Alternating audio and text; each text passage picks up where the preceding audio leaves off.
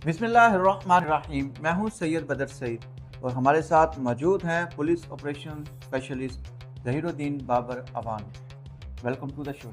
Thank you very much sir. वालेकुम अस्सलाम। बड़ा अहम सवाल है आज, और ये ऐसा सवाल है जो पाकिस्तान का आम शहरी सोचता है। पुलिस डाकुओं को मुकाबले में मारने पे मजबूर क्यों? बड़ा टची सा सवाल है। सर्कमस्टांसेस ऐसे बन जाते हैं जब कोई वारदात होती है और उस वारदात की संगीनी को मद्देनज़र रखते हुए पुलिस जब अपनी कार्रवाई करती है तो डाकू को ये पता होता है कि मैं अगर इस नौयत की वारदात में पकड़ा गया तो फिर मेरा अंजाम भयानक है।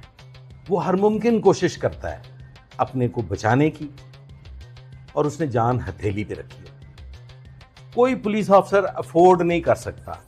वो कहते हैं कि तनख्वाह जिंदों को मिलती है। पुलिस अफसरान डाकुओं को पकड़ने के लिए जाते हैं, डाकुओं की गिरफ्तारी के लिए जाते हैं, जान देने के लिए नहीं जाते। हादसातन अचानक शहादत की मौत मिल जाए तो बड़े नसीब की बात है, लेकिन घर से ये तैयारी करके कोई भी नहीं जाता कि मेरा जनाजा घर जाएगा। तो फिर डाकू नहीं मरना है।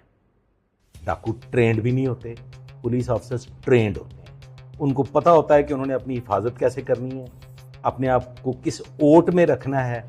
और फिर आजकल तो बड़े जदीद ऐसे यूनिफॉर्म्स मौजूद हैं जिसे आप बुलेट प्रूफ जैकेट कह लें, बुलेट प्रूफ हेलमेट्स कह लें, और दीगर इस तरह के गैजेट्स अवेलेबल हैं। पुलिस तैयारी करके जाती है और वो इस नीयत से जाती है कि डाकू को हर कीमत पे लेके आना है, जिंदा या मुर्दा।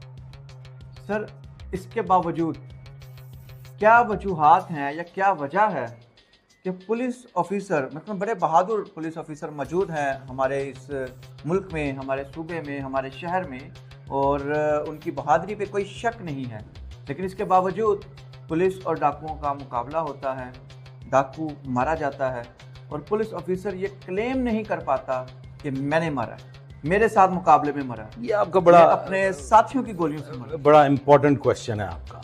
आप लगता है पूरी स्टडी करके। देखें, बात यूं है साहब कि पुलिस ऑफिसर, बल्कि पुलिस ऑफिसर नहीं, पुलिस डिपार्टमेंट से ज्यादा वनरेबल और कोई इदारा नहीं। पुलिस ऑफिसर कानून, ज़ाब्ता, कायदा, पुलिस रूल्स, पुलिस ऑर्डर, इसमें कुछ इस तरीके से जकड़ा हुआ होता है, इस तरीके से बंधा हुआ होता है कि वो चाहते हुए भी ओन नहीं कर सकता कि हां जी, इस रेपिस्ट को, इस 5 साल की मासूम बच्ची के कातिल रेपिस्ट को मैंने मारा है। बाहर तौर ऐसे सफाक कातिलों को मजबूरन साथियों की गोलियों का निशाना बनना पड़ता है।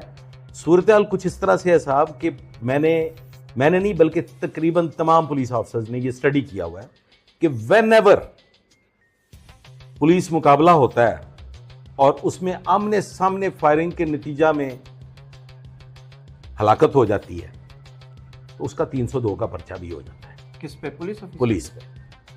और पुलिस ने ना करदा गुनाहों की सजाएं भी भुगती हुई।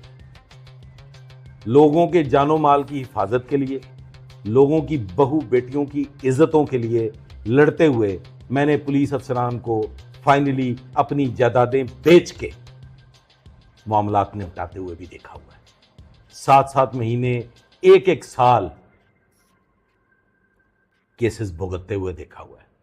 कॉन्वॉय की शक्ल में मुख्तलिफ जिलों में 8-8, 9-9 पुलिस अफसरान जा रहे हैं, पेशियां भुगत रहे हैं, जमानतें करवा रहे हैं, वकील कर रहे हैं। एक हद है, एक लिमिट है, उस लिमिट तक तो पुलिस डिपार्टमेंट आपको सपोर्ट करता है। लेकिन एक ऑफिसर है, वो आज पंजाब में है, 1 महीने बाद वो केपी ट्रांसफर हो जाता है, 2 महीने बाद सिंध ट्रांसफर हो जाता है। तो वो जो पंजाब का ऑफिसर है, जो फ्रंट लाइन पे लड़ने वाला ऑफिसर है, वो बेचारा यहीं अकेला तनहा रह जाता है। नए आने वाले अफसर को बताना कि जनाब मैं ते बड़ा बोर्ड दे दरख्त चढ़ के छाला मारदा होना सा, तो कोई नहीं सुनता। रात गई, बात गई।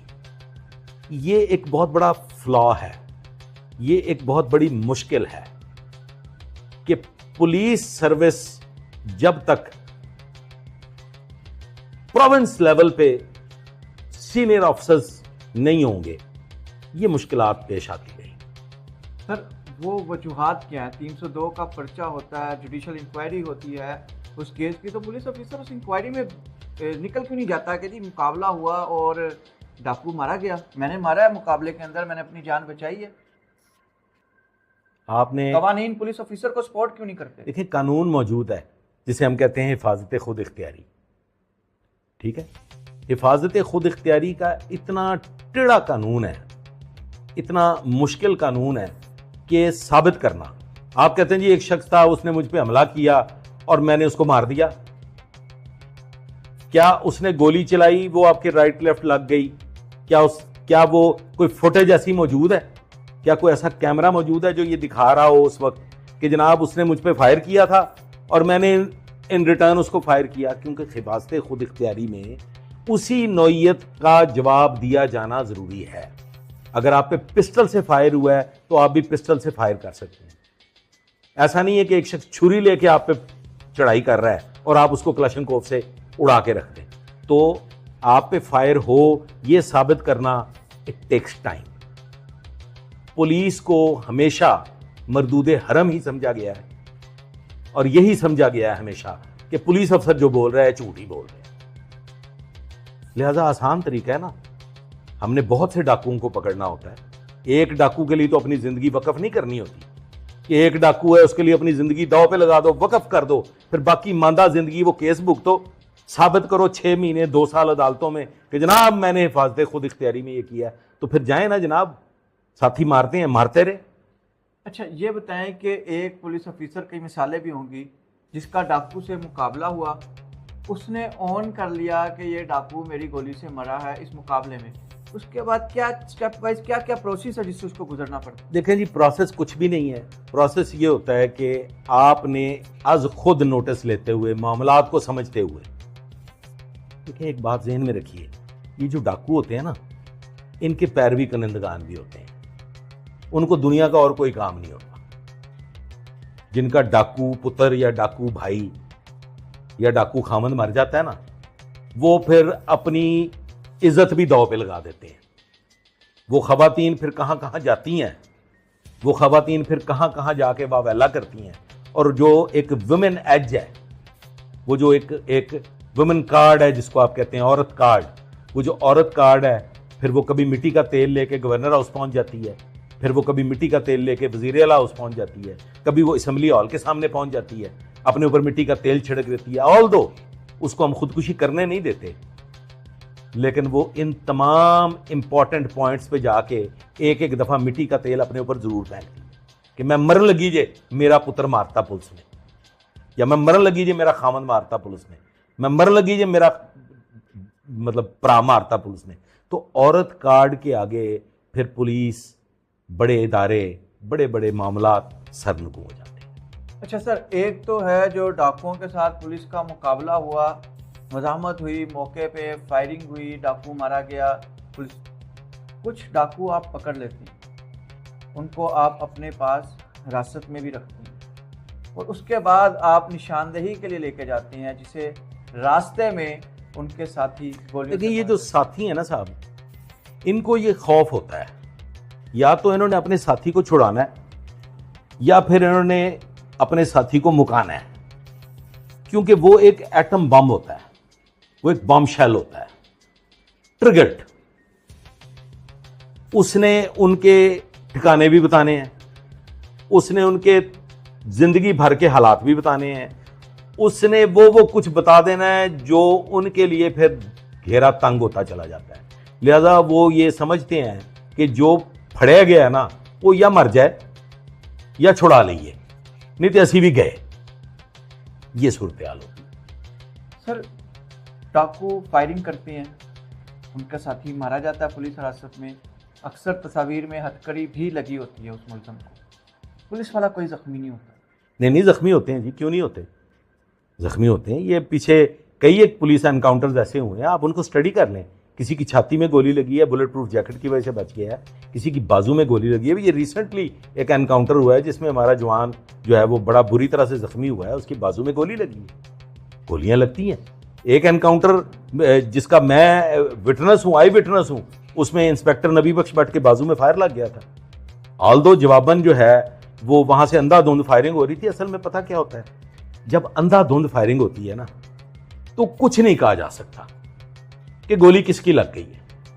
पुलिस के पास भी वही वेपन्स होते हैं, दूसरी जानब भी वही वेपन्स होते हैं। इसमें इसको आप कह सकते हैं कि एक शक का फायदा होता है। पुलिस भी फायरिंग कर रही है, पुलिस 45 डिग्रीज पे फायरिंग कर रही है, इक्का दुक्का फायर कर रही है। वो लोग पागलों की तरफ फायर कर रहे हैं क्योंकि उनको ये अंदेशा नहीं, यकीन है कि गए, अगर हम कामयाब ना हुए तो हम गए। लिहाजा वो फिर राइट लेफ्ट कुछ ना तो छट्टे मारते हैं। उन छट्टों की जद में कोई भी आ सकता है। पुलिस ने यह भी देखना होता है कि हमारी गोली से कोई राहगीर जख्मी ना हो जाए, कोई मासूम बच्चा वहां से गुजरता हुआ जख्मी ना हो जाए।